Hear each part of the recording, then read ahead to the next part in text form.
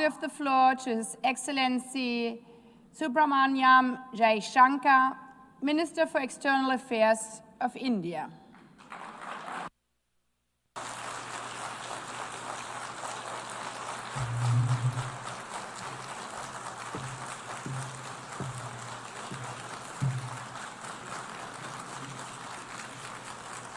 Madam President, Excellencies, ladies and gentlemen, Namaskar from the people of Bharat. We are gathered here 8 decades since the founding of this unique body. The UN Charter calls on us not just to prevent war, but to build peace. Not just to defend rights, but to uphold the dignity of every human being. It challenges us to stand as good neighbors, uniting our strength so that generations to come inherit a world of justice, of progress, and of lasting freedom. Madam President, forces unleashed by history since the founding of the UN propelled this body forward. As decolonization advanced, the world began to return to its natural diversity. The membership of the United Nations quadrupled, and the organization's role and remit grew significantly. In the era of globalization, its agenda evolved even further. Development goals took center stage, even as climate change emerged as a shared priority. Trade acquired greater prominence, while food and health access were recognized as essential to global well-being. Where security was concerned, the UN undertook peacekeeping operations and promoted disarmament discussions. As a result, the UN became a natural platform to debate key global issues. Madam President, we must ask ourselves today, how has the UN lived up to expectations? And just look at the state of the world. There are 2 significant conflicts underway, one in Ukraine and the other in the Middle East, West Asia. Innumerable other hotspots don't even make the news. The slow progress of the SDG Agenda 2030 presents a sorry picture. On climate change, the reality is of recirculated commitments and creative accounting. If climate action itself is questioned, what hope is there for climate justice? When a once-in-a-century pandemic hits us, we saw open discrimination in access to vaccines and to travel. Energy and food security have been the first casualties of conflict and disruption, especially since 2022. Better off societies insulated themselves by having the first call.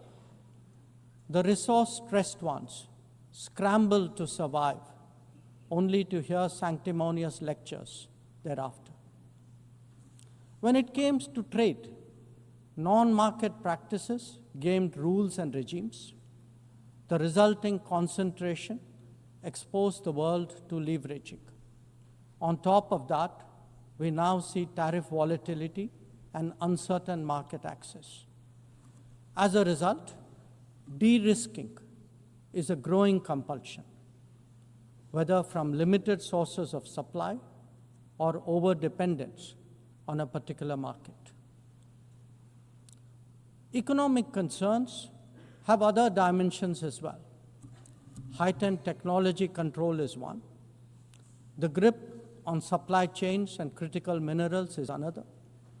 The shaping of connectivity is no less sensitive. Protection of key sea lanes has become a challenge. restricting the evolution of a global workplace is an issue. Each makes a compelling case for more international cooperation, not less.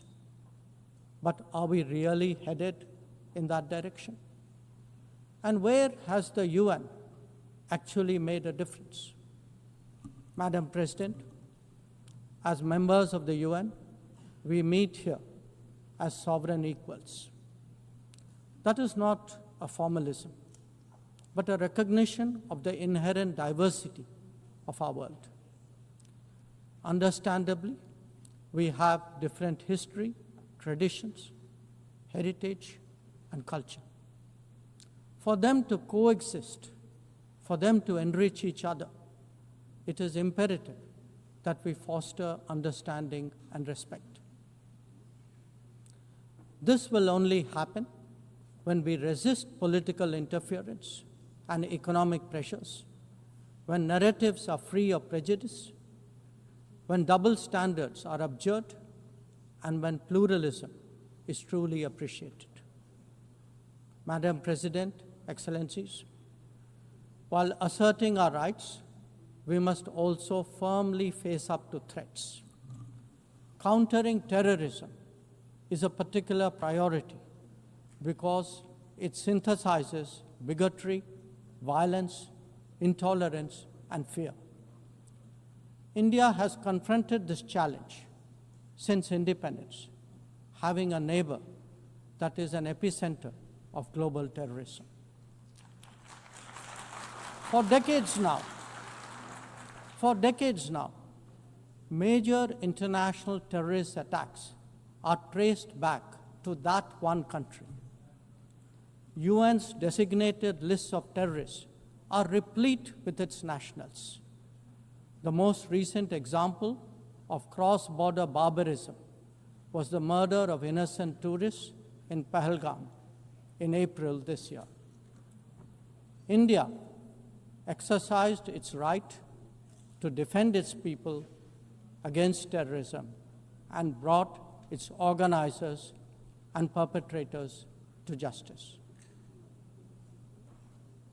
Because terrorism is a shared threat, Madam President, it is essential that there is much deeper international cooperation.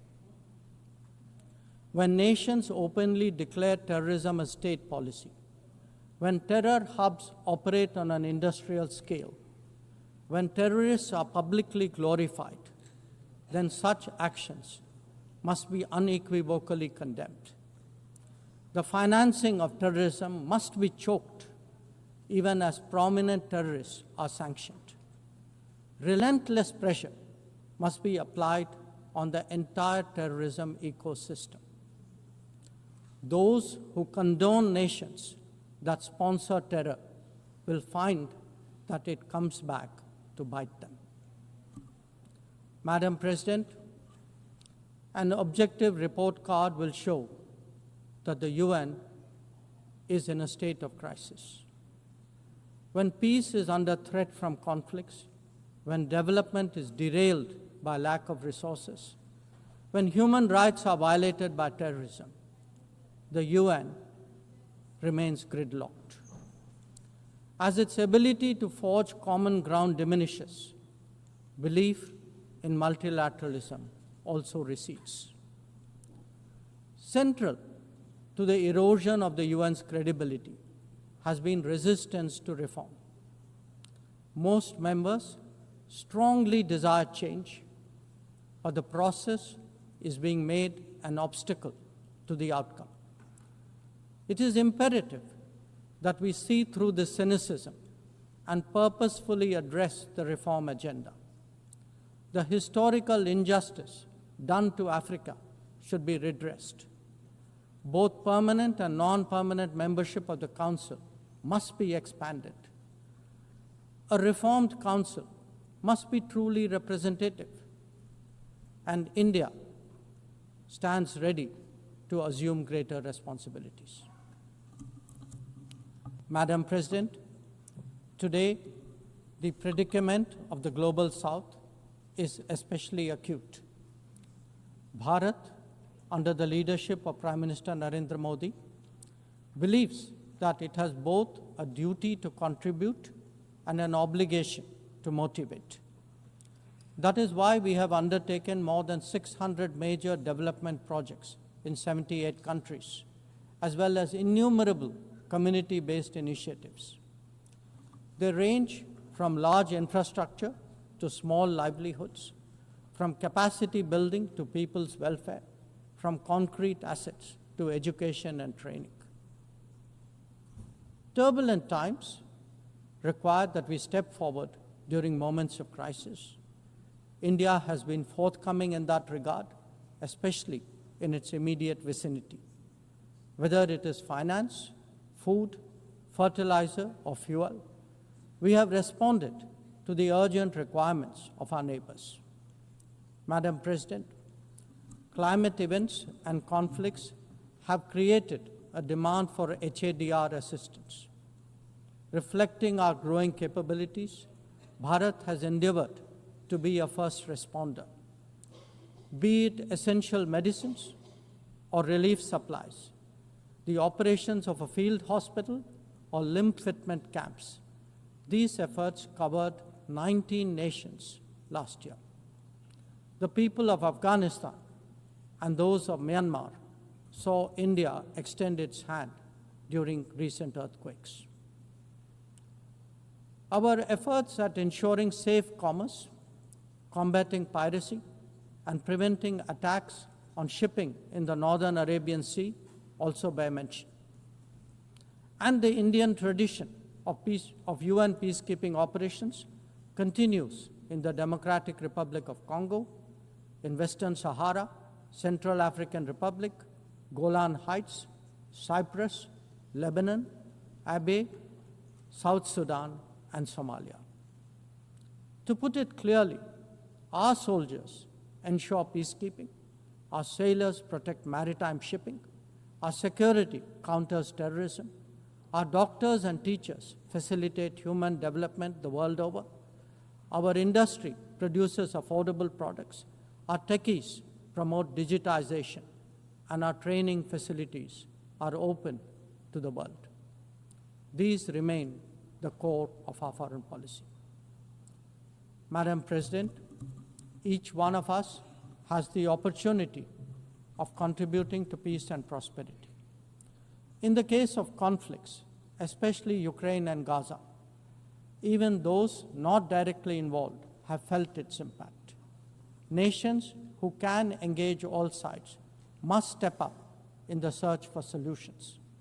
India calls for an end to hostilities and will support any initiative that will help restore peace. The last decade in Bharat has also seen transformative changes due to the vision of Prime Minister Modi. Our digital public infrastructure has redefined governance and enabled delivery of public services on an unprecedented scale. Our startup ecosystem, innovation culture, and microfinance are changing the face of society.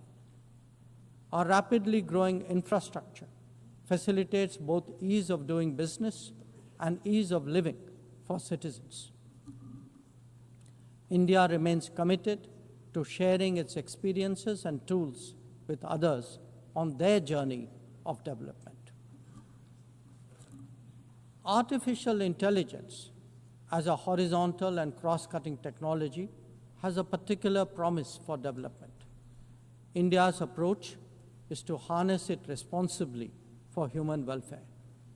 Inclusion and impact will be the watchwords for the summit that India will host in 2026.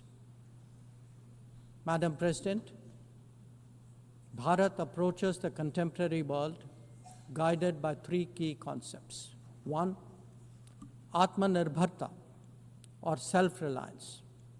That means developing our own capabilities, building our own strengths, and nurturing our own talent. We see its results already, be it in manufacturing, in space programs, in pharma production, or in digital applications. Make, innovate, and design in India also benefit the world. 2. Atma Raksha, or securing oneself. We remain determined to protect our people and secure their interests at home and abroad. That means zero tolerance for terrorism, robust defense of our borders, forging partnerships beyond, and assisting our community abroad. And 3, Atma Vishwas, or self-confidence. As the most populous nation, as a civilizational state, as a rapidly growing major economy, we are confident about who we are and what we will be. Bharat will always maintain its freedom of choice and will always be a voice of the Global South. Madam President, these are certainly challenging times for the international community. Many of our assumptions and expectations no longer hold. In such circumstances, it is imperative to stay strong, to hold firm, and to deepen friendships. International cooperation must prevail because islands of prosperity cannot flourish in an ocean of turbulence. A world order requires common purpose, as it does empathy for others. That is where we look to the United Nations. Madam President, every member who can make this world a better place must have the opportunity to do their utmost. And for that to happen, reformed multilateralism is the obvious way. The 9th decade of the UN must be one of leadership and hope. Bharat will do its fair share and more. I thank you.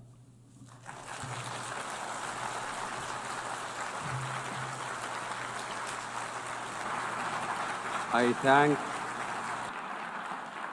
thank the Minister for External Affairs of India.